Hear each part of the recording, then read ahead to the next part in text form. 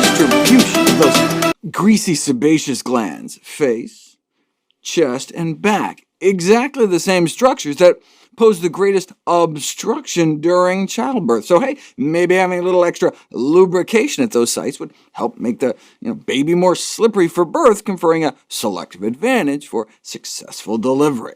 Okay, but what triggers them to become inflamed into zits later on? While in Westernized societies, acne is a nearly universal skin disease afflicting up to 95% of teens. In some populations, eating more traditional diets, not even single cases could be found. This suggests that perhaps nutrition counseling should be a first-line therapy for individuals with mild to moderate acne. It looks like it's the high-glycemic foods and dairy products. So we're talking sugar, soda, refined junky carbs, white flour, breakfast cereal, and dairy products like milk, cheese, yogurt, whey, as well as saturated and trans fats concentrated in meat, dairy, junk, and fast food. So, for example, acne patients should be encouraged to discontinue any whey protein supplements they might be taking. The relationship between milk and acne severity may be explained by the presence in dairy of normal reproductive sex steroid hormones or the enhanced production of growth hormones, such as IGF-1. And if you're like, wait, I gave up dairy a month ago and still no change, it should be noted that changes in acne due to any dietary changes are likely to take at least 10 to 12 weeks, so you have to stick to it. Not surprisingly, acne patients are more than twice as likely to have a non-vegan diet compared to controls, but the difference did not reach statistical significance. So maybe the vegans were eating a lot of vegan junk. But what about this? Vitamin B12-induced acne. Our fellow great ape herbivores like gorillas get all the B12 they need practicing the eating of feces, but my preference would be to take B12 supplements.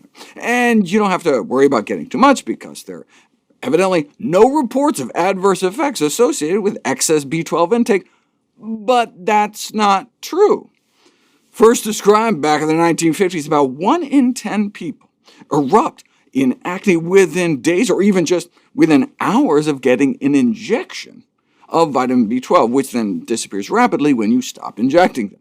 At the time, we had no idea what the mechanism might be, a problem still unsolved even up until just a few years ago, but then we finally figured it out. Vitamin B12 modulates the gene expression of the skin bacteria that cause acne. They swabbed the skin of 10 people before and after being injected with vitamin B12. Turns out the level of B12 on your skin is proportional to the level in your blood. And so after injection, the bacteria on your skin have to make less of their own B12.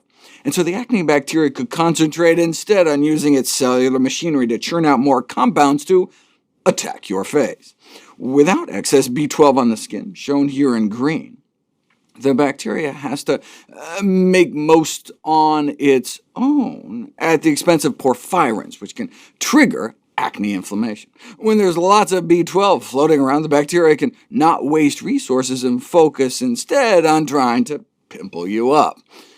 Okay, so wait, what do you do? Those on plant-based diets have to take supplemental B12, yes, but we don't have to get injections. Vitamin B12-related acne tends to occur only in dosages in excess of 5,000 to 10,000 micrograms a week, well in excess of the 50 micrograms a day I recommend, or alternately my 2,000 single weekly dose. I mean, the only time you'd be taking between 5 to 10,000 a week is if you were treating B12 deficiency. If you remember from my previous video, B12 deficiency is treated with 1,000 micrograms a day for a month or more, and that could potentially trigger it, as noted in this vegan woman who wasn't taking B12, developed B12 deficiency, and had to be treated with such high doses her face erupted in acne. So all the more reason not to fall B12 deficient in the first place. But look, worst comes to worst, even if you do get B12 injections, the likelihood of it triggering acne may only be about